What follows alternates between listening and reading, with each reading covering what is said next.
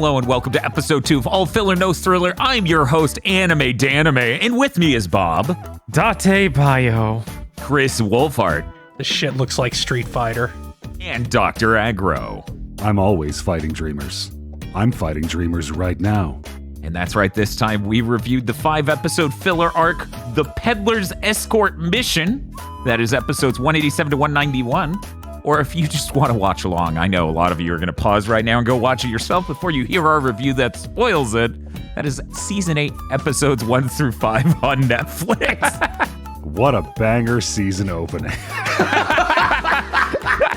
Before we discuss this, I feel like we need to briefly discuss how we came to this. Do you mean what the last 5 years of podcasting has done to us? Or? No. I mean the fact that we were discussing what we obviously have to discuss what filler arc to do next since this show is so long running and we have so many episodes. And Bob started talking about the magnet ninjas from Naruto. And I've been hearing this man reference once in a blue moon the magnet ninjas from Naruto for quite a while now. You'll never guess how much success I had trying to find something called the Magnet Ninja arc. That's because what Bob seemed to have thought was that the gold dust that the fight the fourth Kazekage had during the infinite endless 25-volume long war arc at the end of fucking Naruto was filler because it was so dog shit. I think part of it is this arc literally bleeding into that because this was so incredibly stupid that it stuck with me until that finally happened, like 5 or 8 years later. I don't remember how long it was. So we had this conversation where Bob's like, we should do the Magnet Ninja arc, and I started to look for it. And then I'm like, okay, is it this? And then Bob says, I don't remember. Yes. And then Bob says, I remember gold dust. And I'm like, gold dust? And then I'm like, Bob, that's real. Yeah. That's real Naruto content. It is actual and factual. But here's some dog shit that has a guy with a magnet power in it. And it's really quite something. It is, in fact, the opener to that season, according to Netflix. And when you watch filler, in Bleach especially, they tend to save the money for the end. We've watched a lot of Bleach fillers, and a lot of them have a decent budget for the end. So believe me, I was mind blown when you get to the end of these 5 episodes and the 5th episode by a long shot has the least money in it. I was like, we already started so low. How did you get lower? And I've seen anime that has ugly designs. I've seen anime in which there were mistakes. I have seen anime where it was clear they had a low budget and time constraints.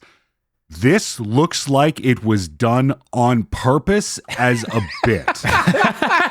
Yeah, when I said this looks like Street Fighter, I meant the old Street Fighter cartoon. Okay. Not the head bite. Yeah. Naruto filler is truly built different. I grew up watching this. I was watching this probably what, 18 or something? It was older. This came out in 2008. Oof. Don't want to think about that. But it really did teach me how bad filler could be. And I think it really put in perspective, like, oh man, that Bleach filler is bad, but it's not this. People kept saying that to me. Yeah, at least that's long enough to be cogent. Like this filler arc asked the bold question, what if anime looked like dog shit and everyone in it was a fucking moron? Yeah, it's really incredible how truly awful this is from a visual perspective. But the audience, some of them, they're not going to watch this, so we should recap it real quick. Which seems insane. Who hasn't seen the Peddler arc? Everyone loves the Peddler Escort mission. Yes. So basically what happens, there is a nearby feudal village that is totally real. Mm-hmm. And they have a princess they need escorted out. Now, the princess, she was in a horrible situation. She was given away as a hostage to a neighboring their land. And so she just, her whole thing, her main thing, this arc, is she doesn't trust people. So she does what I believe is the funniest thing I've ever seen a filler character do.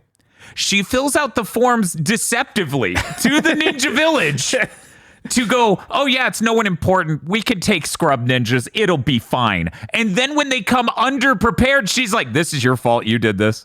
Everyone's like, no, if you had filled it out, we would have sent stronger ninjas. I need you to understand, Dan is vastly underselling what a horrid bitch this person is. It's true. I don't know. He's just kind of describing her as a bad customer in customer service. So She's the worst customer at a Publix on Sunday. It's not even human anymore. No. Everyone in this deli needs to die for my chicken pub sub. So, of course, they did not send their A-listers. They sent Naruto, Choji, and Hinata. Yeah, they didn't even send an instructor for them. Like, usually you send out the squad, the 3 people in a one higher level ninja. Yeah, no, it's Okay, this is making me insane. Uh-huh. I know that filler doesn't have good power scaling at the best of times. This is fucking after the Sasuke retrieval shit. Yeah. Oh my god. Naruto You didn't know. Like, Naruto and Choji have both, like, fought super chads at this point. We shouldn't be getting Naruto's the only thing I can do is the clones. Yeah, every single character forgot every move they had ever done. It was insane. I was like, this feels like it was made after season, like, arc 1. Like, you get back from the fighting Zabuza, then they do this. It really does feel like that. As someone who's watched an insanely small amount of Naruto, but played the games, Right. It does seem absurd as I'm just like, this is late enough. Choji should be doing his like butterfly thing or anything, right, Choji? And Choji's like, I'm going to sit on them. Bob, like, okay, yeah.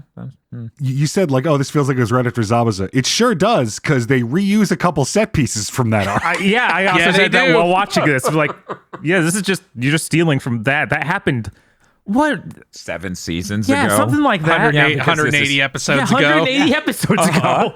Is it possible they made this, like, parallel made the filler and just put it in the can for when they were going to need it? Well, if they did, the way they should have done that is just started this little micro filler arc with, but enough about the Arrancar. Let us tell you a story.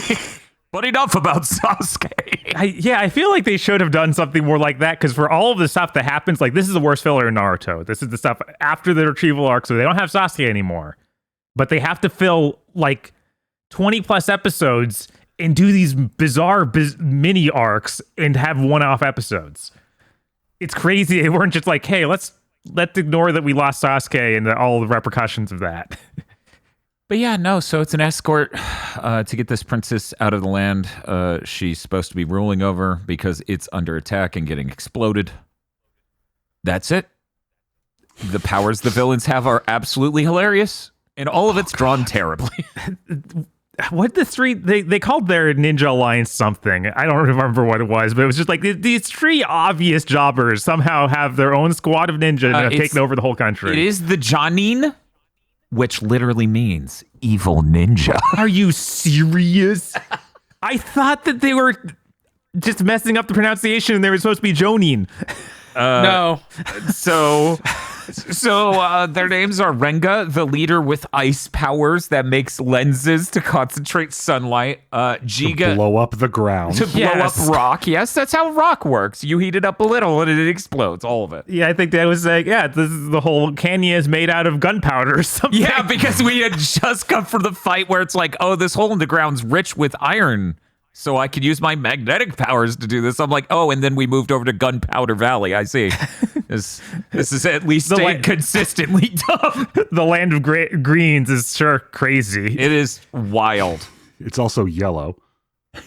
It is a largely yellow land of greens. It's true. I kept thinking they were saying land of grains because it was like, well, yeah, you're drawing grains everywhere. That's what you're doing, right? Oh, it's just yellow. No, it's greens. It's like greens, like vegetables. So we have Giga, who's the magnetic ninja. Yeah, Yeah, the guy who apparently damaged my brain. Ruiga. Usually when people say that about someone in an anime, it is for a very, very different reason. Ruiga, the water ninja. With tonfas. With tonfas that he uses like dowsing rods, they say. His tonfas, which are never the same size twice. I know! Fucking AI-generated Naruto here. I thought his tonfas were as big as his head once in a while. It's like, what is this? When someone says AI will enable so much, they just mean they'll be able to make infinite anime filler forever. Ooh. Now that's value. Can I just die now? It wasn't good to begin with. What are you going to complain about? Can a machine really learn the true soulful art of the digital zoom and pan? It can't, you know? So I have some bad news. Every time they would zoom on something that's already low res. God. Okay, what's up with your bad news? So, of course, the leader is Renga, who his face never looks the same. No. They draw his head huge. They draw his chin long. They draw all sorts. Voiced by Troy Baker. Are you serious? Oh, I watched it subbed, so I didn't even get that experience. Lucky you. You didn't have to hear the horrible English Naruto voice. Jesus. I did watch it. I did take a great screen cap of when he's floating in the air and he looks 3 feet tall, though. That's the first. Yeah, image I put it's in there. amazing. Yeah. Oh my God, we're talking about how badly these characters are drawn and how inconsistently they are. The princess drove me insane. As soon as she took off her hat, her head expanded in size. Yeah. And it kept happening every other cut. She's got 19 head. Yes. She's. So many times they draw her head as wide as her shoulders. It's Like, what is happening? you need to. We watched all of the original airing of Bleach, and none of that looked this bad. Not even. Yeah, the absolute worst looking Bleach shit never looked as bad as this. It is incredible because it's both our Studio Pierrot. Yeah, it's the same right? studio, Yeah. making it at the same time. We should probably line up when these episodes aired compared to when the Bleach aired. Maybe all the money was in Bleach at that time. God. Or even all the money designs, wasn't. Like these three, it's very clear when they're on screen, like, oh, these characters have as little detail as possible to make digitally painting them very fast. Yeah. Which is funny because in a couple of shots, it just made me think, wow, this is kind of similar to how Pokemon looked once it went 3D. Huh. Where they had to reduce detail in certain things in order to make things easier to portray with textures and other stuff. So this will surprise you, Bob. This will truly shock you to your core. Are you ready? I am ready. This aired in Japan May 31st, 2006, meaning it aired 4 months before Bleach. Before 3 months. Before it started? That's what it's saying here. Let me go find another reference for Bleach airing in Japan. Okay. Because that that could be wrong. Now that timeline makes way more sense. In Okay, general. one moment. Bleach started in October 2004. Yes, that's what I'm seeing now. October 2004. So it was a year and a half after that. Okay. So, wait, that meant one moment. Where does So that we're put that? probably in the middle of Soul Society. We're in the belt No, arc. we'd be in the bound arc. Oh my God! So they were just doubling down the filler. That's crazy. I was really living through it at those times, so I was more like 18. It wasn't 2008. Thank God. My God. But yeah, no, which exact episode of the Bout arc? I need to know what this lines up with. Okay, it would have come out between 2 episodes of the Bout arc. Yoshino's Decision of Death. Oh my God! Is the one right after. That's awesome. Yeah, that did not look this bad. It looked laughable. It looked really bad, but it was nowhere near this. The Jinkarya project, wherein someone took a picture of every single time Jinkarya showed up on screen, has some funny looking Jinkaryas in it. Mm-hmm. None of them look this bad. Yeah, this guy is insane. Oh man,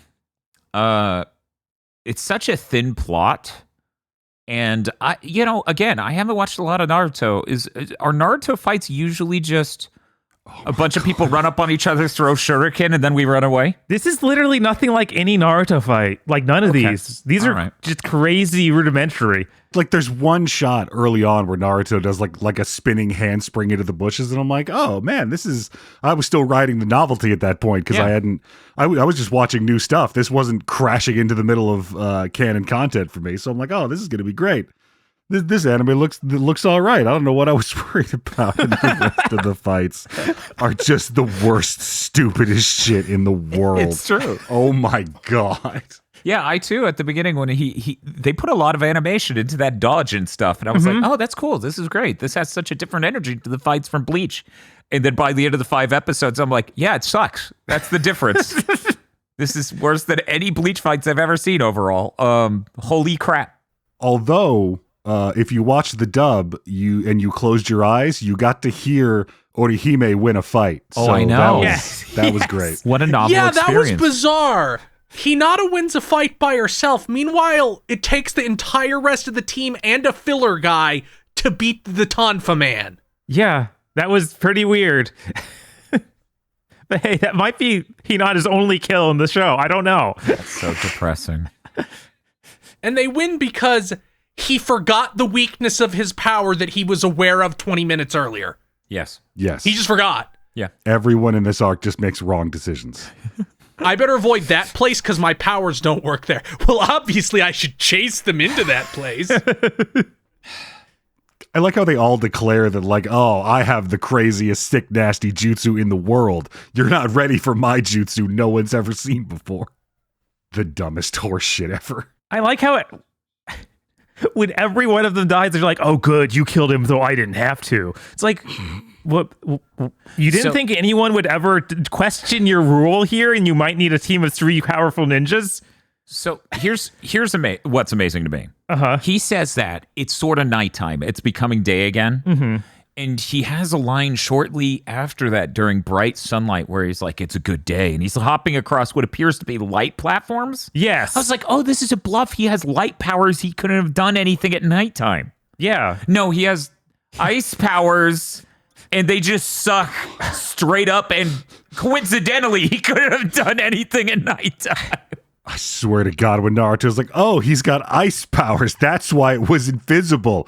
I'd never wanted to choke that child before. Yeah, the way that Naruto is always written is just too far on the side of just dumb and annoying. Which is insane because his entire thing is being is surprisingly swift. Mm-hmm. In this, he decides to block a laser with a headband that shouldn't be reflective enough to do that. A reminder that is still attached to his face, so the light is just burning his face as it focuses. It's very smart, actually. I was impressed they also somehow didn't have the Ninetales Fox awaken even for a second in this filler. No, they can't do that in every single one. I'm sure there's others it happens in. It's just like, hey, have Naruto get beaten up really bad. It just doesn't happen. You know, Bob, we haven't watched that 80-episode long filler chunk that makes up the last part before the time skip. I think it might even be longer. It might be like 95. We don't know if they had some bullshit early on in that where he got a seal on him and can't use it anymore. Yeah, I was going to say, this is in that, but I don't remember them being able to do that. Of course, it's been, 20 years? Something like that? Nearly. Yeah. I now need to check how many of those episodes are filler. Oh, the ones after the retrieval arc until Shippuden? All of them. Yeah, but I need to know what the number is. It looks like 136 to 219. Oh. So 85 it looks like? It was nightmarish. I remember that. Look, maybe we all just missed the part where Tsunade was just like, "Hey, leave the fox spirit at home this time, Naruto." And he's like, "Okay, yeah, I could do that now because you asked. Here I go." So it's been a long time since I've read Naruto. Good. Do they possess a long-range communication technique? I don't think so. Not this early. I think they come up with one in Shippuden because it becomes too hard to write without having one. Because I remember them being like, oh, like we can't go ask Tsunade what we should do. You know, we can't leave these people alone. And then like the next thing they do is send all of the regular villagers who they were hired to protect on by themselves and hung around to protect Turbo Bitch. Yeah. And then at the end of the arc, all of the Konoha ninjas show up and they're like, oh yeah, we heard there was some trouble. Maybe they sent a fucking carrier pigeon. Yeah, they said they had some way of the village knew somehow because they had that scene where Tsunade's like, oh, something's wrong, something's up, we need to go there. But I don't know. Now I'm trying to remember. I feel like at some point they get radios in Naruto. Yes, that's late in Shippuden. Okay. They get radios because they have to start having the war.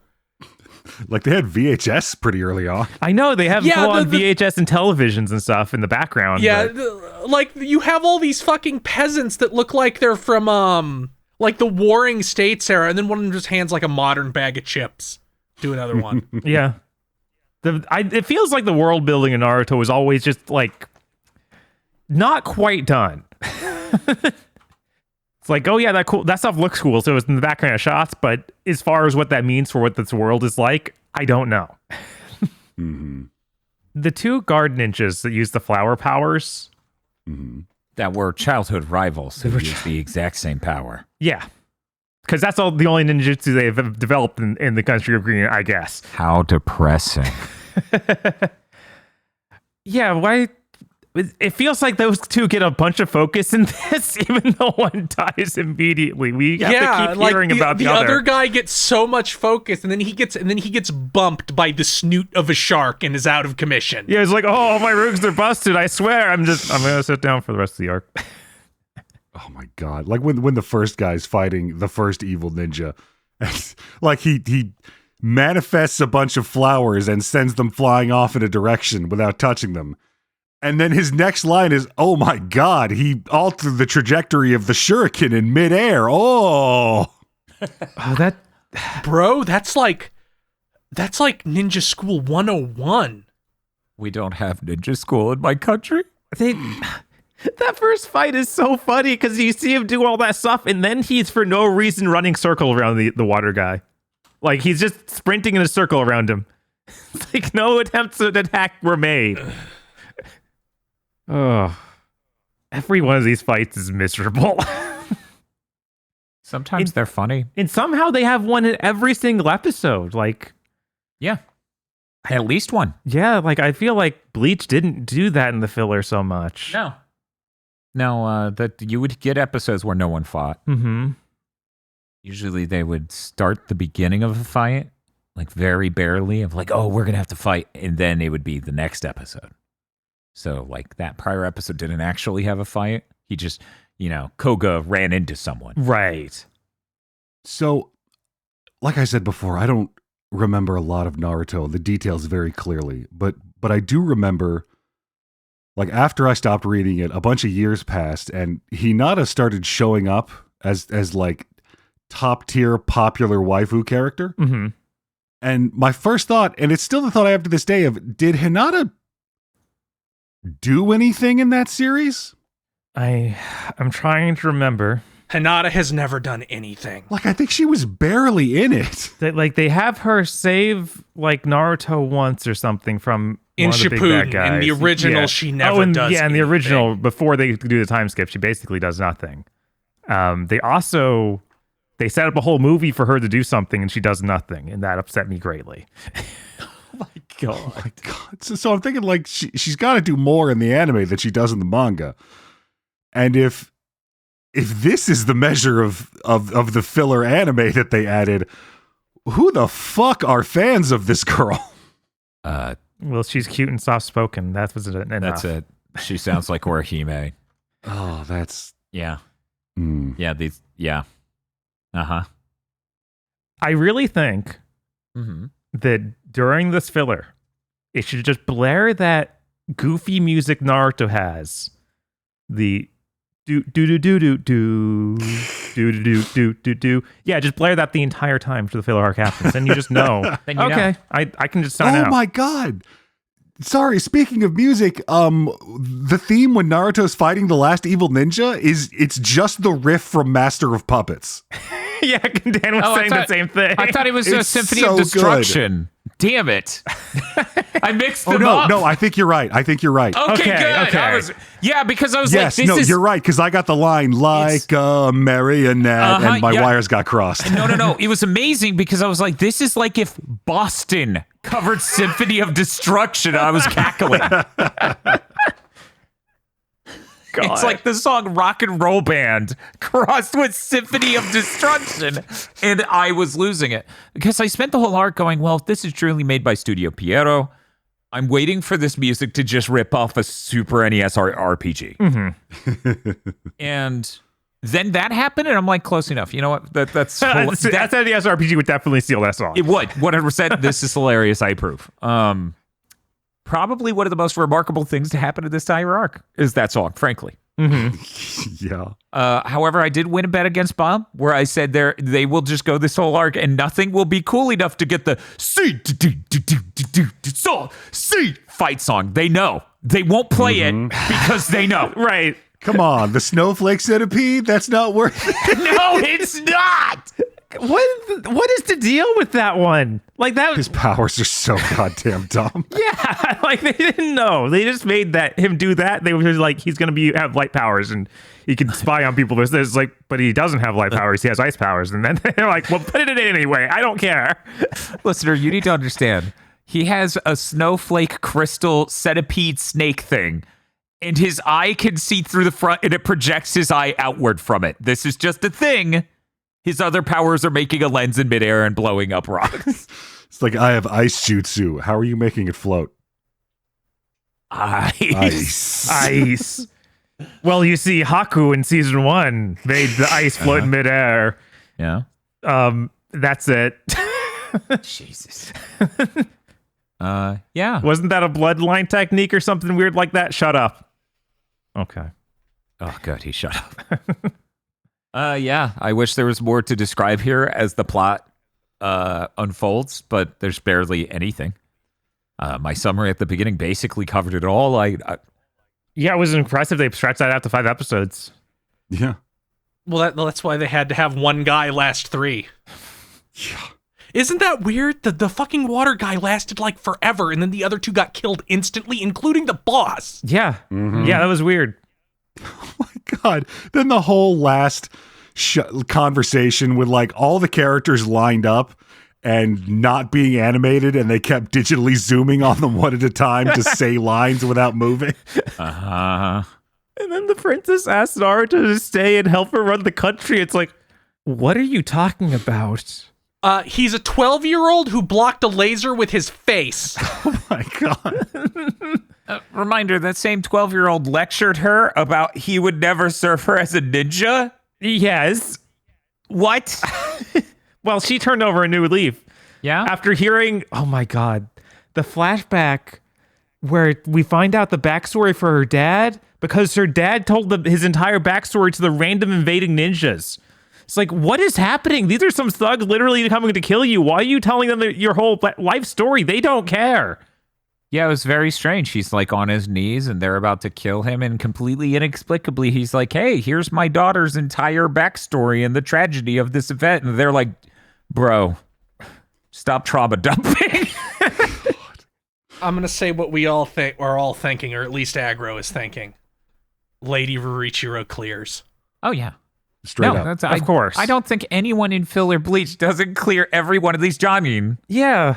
Like this woman is so unlikable. Naruto Uzumaki, whose whole thing was, I don't care that the whole village hates me, sits her down and is like, I think you need to work on how people perceive you because of your actions. Yeah. They sure were building up the other people in the caravan a little bit before they just separated from them and forgot all about them. It was like, that little girl with the caravan was more interesting a character than anyone we stuck with. Yeah. No, that's true. Well, gentlemen, I think it's about time we pass judgment on this anime filler arc. As always, inexplicably, we use a 0 to 25 scale for no reason whatsoever. And we will pass judgment with said scale, find out what the average score is, and see how close to that incredible 100 out of 100 we can get. We're going to start this time with Chris. I'm going to give this a 3. And the only reason it's not lower is because somewhere in that 90 episode chunk of Naruto filler, there is almost certainly something worse, and I need to leave room. I need to leave the last couple inches of the basement clear in case I need to tuck something in there someday. Bob. Yeah, no, I have to give it a 2, and really just because of the exact same reason as Chris is like, there's probably somehow a worse set of 5 episodes of Naruto. Somehow. It feels impossible, but this is like literally as low as anime filler can go. We're hitting the brink of sanity here. It's amazing. It's so great to just work out the floorboard. On a series in episode 2, right? Right. Dr. Aggro. Yeah, it's amazing that this stretch of episodes held structural integrity and didn't blow up into being fascinating. It was just aggressively terrible. So I'm like, anything worse than this has to be more interesting. So I'm going to give it a 2 just in case there's like the gay panic arc somewhere that I could put below this. Watch Fairy Tail have that somehow. No, it'd still be Naruto. Oh, no. I am also going to give it a 2 out of 25. You've heard them all explain it. It is exactly the same reasoning. This is truly the patron saint of horrible anime filler. The only way it gets worse is if it's 4 times as long with exactly the same amount of material. More flashbacks, more recaps, and the gay panic ninja. Well, that brings the total score to a 9. And the average amount of points, 2.25. Oh, that's really quite something. I'm glad that the Garlic Jr. saga has been lifted up, showed as an example to the rest of anime filler. It's like, see, look at how much better this is. Some kind of king. There's no Marin here. There's no belly beam here. There's no, all the people who held my office previously are ghosts that want to strangle me to death for going into the basement here. Yeah, no, like the Garlic Jr. saga, oh man, this is really weird. This shit was like, oh, I found this in the trash and rinsed it off. Eat it. Well, I'm going to thank you for joining us for another episode of All Filler, No Thriller, the anime filler arc review podcast. If you have a favorite anime filler arc, sound off in the comments section below. We would love to hear it. The executive producers for this month's GigaBoots videos are Spaceman Spiff, Red Blaze 27, Brendan O'Sullivan, Cooper Tank, BN12, Rado, and Virvarm. Thank you very much to our executive producers, and also these guys. If you want to become an executive producer or a normal patron, head on over to patreon.com/gigaboots today.